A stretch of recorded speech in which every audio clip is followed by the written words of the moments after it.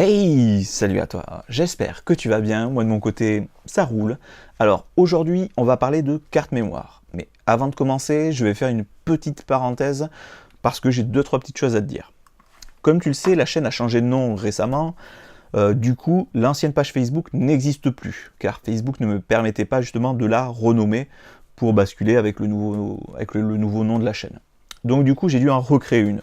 Donc tous ceux qui étaient inscrits sur l'autre, tout est perdu, tous les likes. Donc je te mets le lien dans la description de la vidéo, comme ça tu vas y faire un tour, et hop. Deuxième chose, je fais une conférence le dimanche 24 septembre à 17 h. Si ça t'intéresse d'y participer, c'est une conférence sur « Je développe vos photos ».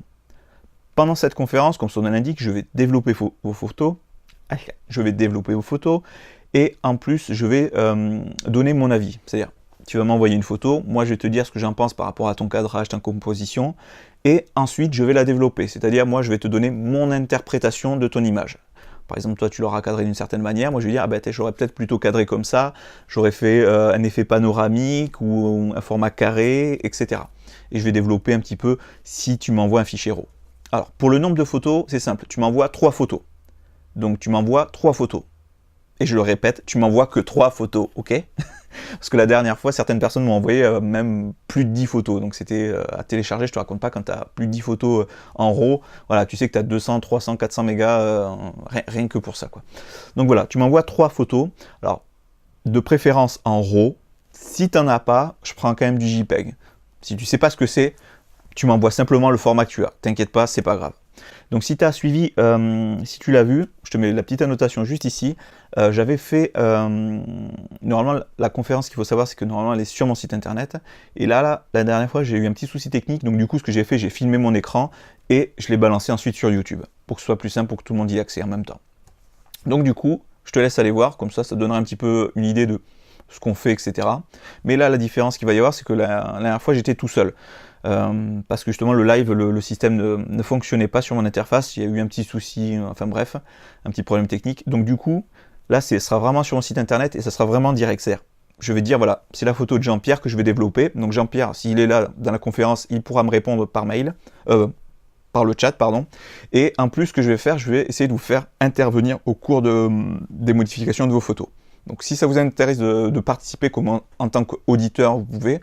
Vous regardez simplement voilà, les photos, comment je post-traite, etc. Et si vous voulez être acteur, c'est-à-dire si vous m'avez envoyé des photos, je pourrais, si vous disposez d'une webcam, alors si vous avez qu'un micro, ça passe aussi, je pourrais vous faire intervenir. C'est-à-dire, vous pourrez me dire pourquoi vous avez fait cette photo, à quel endroit, qu'est-ce qui vous a motivé à faire exactement cette photo-là. Donc si ça t'intéresse de participer, tu as le petit lien dans la description. La conférence est le 24 septembre, je le rappelle, à 17 h. J'accepte les photos jusqu'au 23 septembre. Parce que je vais les télécharger en principe le 23 septembre au soir, je vais toutes les télécharger. Tu auras un lien Dropbox quand tu vas t'inscrire sur la page, sur le petit lien que tu vas avoir. Tu vas recevoir aussi le même lien par mail, ce qui fait que si sur le coup, au moment de ton inscription, tu ne sais pas quelle photo envoyer, c'est pas grave.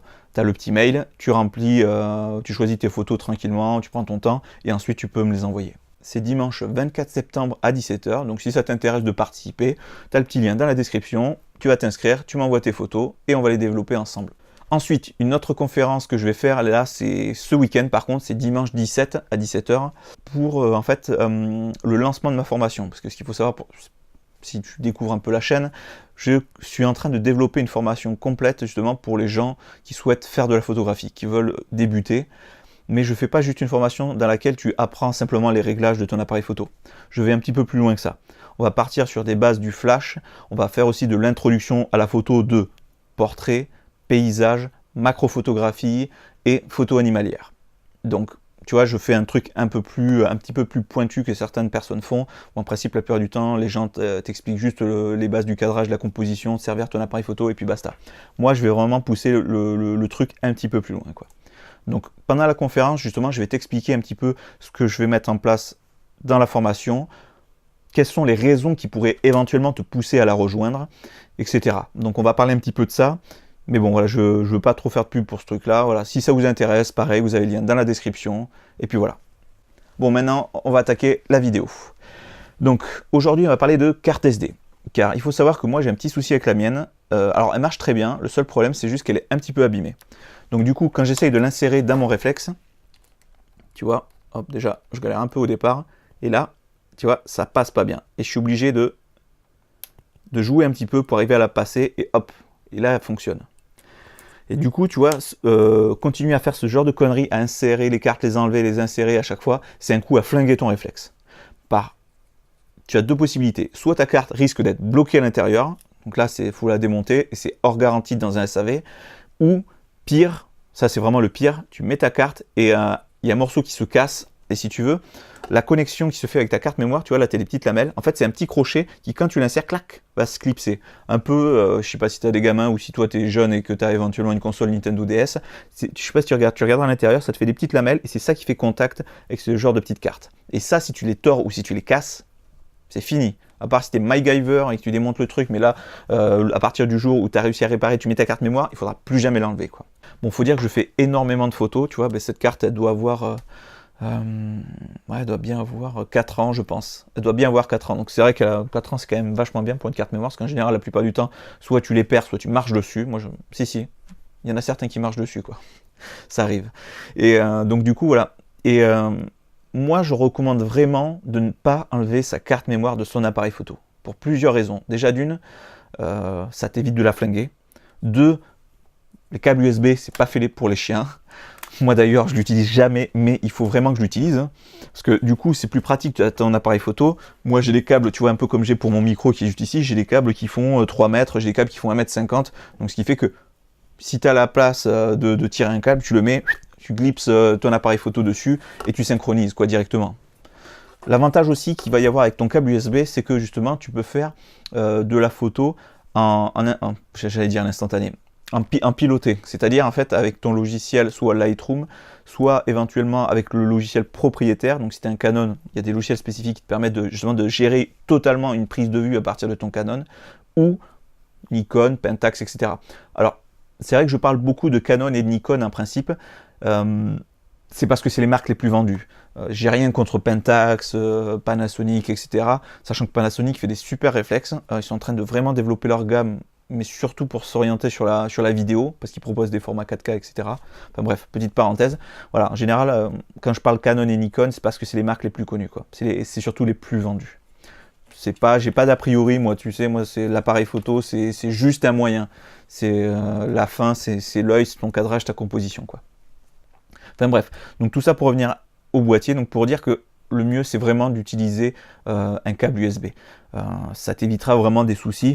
Bon, une carte mémoire, ça coûte pas cher, donc c'est pas tellement le fait, voilà, tu la perds, t'en rachètes une autre, c'est pas grave. Mais si tu l'abîmes et que tu la fous dans ton appareil photo et que tu le flingues, un Canon EOS 6D ou un 5D Mark III ou même n'importe quel autre appareil photo, ça coûte quand même assez cher. Donc ça ferait quand même assez mal au cul, on va dire, de flinguer un appareil juste pour une carte mémoire qui vaut... Là, tu vois, j'ai regardé justement parce que je veux acheter une nouvelle carte mémoire. Du coup, j'ai pas envie de continuer avec celle-là et de prendre des risques. Et j'ai vu que ça, c'est une 600 fois et tu as des 1000. Et les 1000, en fait, toujours dans la même capacité, c'est-à-dire en 32 Go, coûte entre 20 et 26 euros selon la marque que tu choisis, quoi. Donc 26 euros quand tu achètes un réflexe à plus de 1000 euros et des objectifs de dingue, 26 euros c'est rien, quoi. Et là c'est parce que j'ai pris des 32 Go. Alors j'hésite à prendre des cartes mémoire plus petites d'ailleurs, parce que 32 Go on va dire, moi sur mon réflexe, il faut que je vérifie tout de suite, à la limite je vais te dire quoi. Donc voilà, pour en revenir avec une carte 32 Go, je peux faire jusqu'à 1241 photos. On va dire 1200 quoi. Donc 1200 photos, honnêtement, dans une journée, si tu arrives à les faire avec un seul boîtier, même dans un mariage, quelqu'un qui te dit je fais 1500 photos, t'as envie de dire 1500 photos, je pense qu'à mon avis, tu m'y travailles beaucoup trop. Et que si tu te concentrais plus sur ton cadrage, tu en ferais beaucoup moins. Donc en gros, avec une carte mémoire comme ça, tu peux couvrir un mariage complet. Même à la limite, petite parenthèse là-dessus, moi pour ceux qui couvrent des mariages avec un seul boîtier, je leur dis félicitations, quoi. À part s'ils ont un 18-200 avec un objectif assez bas de gamme, mais pour moi un mariage ça se fait soit avec deux focales fixes, c'est-à-dire un 35 mm et un 135 mm, soit sinon ça se fait avec un 24-70 et un 70-200. Ceux qui font ça qu'avec des grands angles, j'en ai vu pas mal qui le faisaient, parce que justement j'étais allé à différents mariages récemment, quoi, et ça m'a un peu surpris, je comprenais pas comment ils arrivent à faire leurs photos, quoi. Parce qu'il y a des cas où justement quand tu es dans l'église, des fois tu peux pas t'approcher, quoi. Il y a un moment, il faut que tu gardes une certaine distance. Et du coup, tu as forcément des cadrages très larges et tu es obligé de vraiment de recadrer énormément fort, quoi, pour avoir ton sujet, quoi. Enfin, des fois, je me pose la question, je me dis, j'aimerais bien voir le rendu de certains photographes, quoi. Ou du moins, photographes amateurs même. Parce que c'est pas forcément pour les professionnels, mais voilà. Donc voilà. Pour en revenir à la carte mémoire, comme j'ai expliqué, vraiment utilise le câble USB. Ça sera beaucoup plus intéressant, tu prendras beaucoup moins de risques. Même si une carte mémoire, ça coûte pas cher. Voilà, moi je te conseille d'utiliser le câble USB, même si certains vont te dire que le taux de transfert est un petit peu plus faible. Oui, certes, il est plus faible, mais quand tu fais un shooting où tu fais 100, 200 photos à décharger, ça va très très vite.